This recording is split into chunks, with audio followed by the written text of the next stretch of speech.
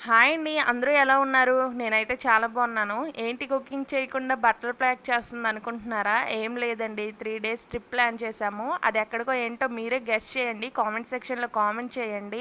Next వీడియోలో ఎక్కడికి వెళ్తున్నామో ఏంటో అనేది రివీల్ చేస్తానన్నమాట. లెంత్ వీడియో అయితే అప్లోడ్ చేయను. అలా అప్పుడప్పుడు ఈ షార్ట్ వీడియోస్‌లో నేను ఎక్కడికి వెళ్తున్నానో మీకు అన్నీ చూపిస్తూ ఉంటాను. నేను యూట్యూబ్ పెట్టి 8 మంత్స్ అవుతుంది. 8 మంత్స్ కంటిన్యూస్‌గా కుకింగ్ వీడియోస్ పోస్ట్ చేస్తూ ఉన్నాను. ఈసారి ఈ ట్రిప్ వెళ్తున్నప్పుడు నేను అనుకున్నాననమాట మీకు కూడా కొన్ని అందాలను చూపిద్దామని.